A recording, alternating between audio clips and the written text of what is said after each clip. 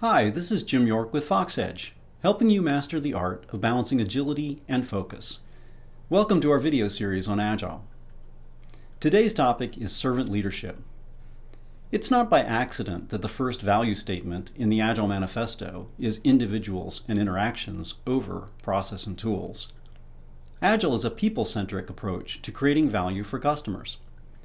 To further bolster this people-centric approach, the fifth principle behind the Agile Manifesto says, build projects around motivated individuals.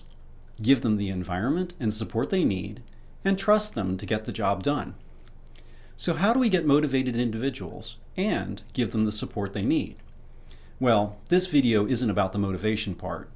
For how to get motivated individuals, I'd recommend watching Daniel Pink's excellent 2009 talk on the puzzle of motivation and the impact of mastery, autonomy, and purpose on individuals.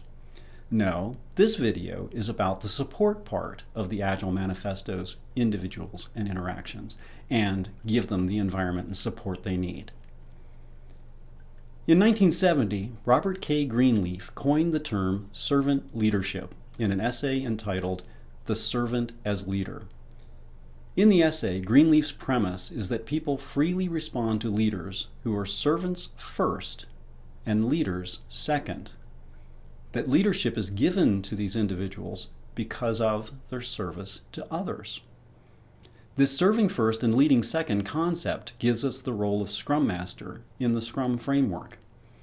The latest version of the Scrum Guide, released in November 2020, sums up the accountability of the Scrum Master as Scrum Masters are true leaders who serve the team and the larger organization. Note that this current description in the Scrum Guide flips the order from servant leader to servant who leads. This change in the Scrum Guide was done, in part, to address past poor implementations of the Scrum Master role, where the leader part was neglected.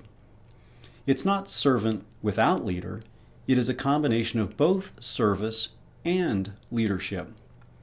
So how do you recognize a servant leader? Well, as Greenleaf notes, with a servant leader, serving comes first, leadership second. A servant leader leads because it is a necessary extension of their service. In other words, to not lead would result in not serving. A servant leader sees the need for leadership and steps up to meet the need. Contrast this service first position with a lead first position. In a lead first position, the leader sees service as a potentially useful tool in their leadership toolkit. In other words, they lead first, and if service is beneficial to meeting their leadership goals, they provide service. If service provides no benefit to their goals, it is of no use to the leader, and they don't take it out of the toolkit. A servant leader is distinguished by a focus on other people's highest priority needs. A servant leader probes, senses, and acts in the interest of others. A servant leader shares power, promotes others, gives more than takes, listens more than talks. The motivation for a servant leader is to see others succeed. That is why they lead. Serving through leading is their way of being.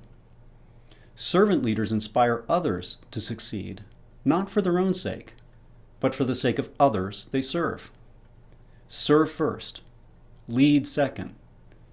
In the words of the Agile Manifesto, focus on individuals and interactions and give them the environment and support they need. Thanks for watching this video on servant leadership. And remember, be balanced.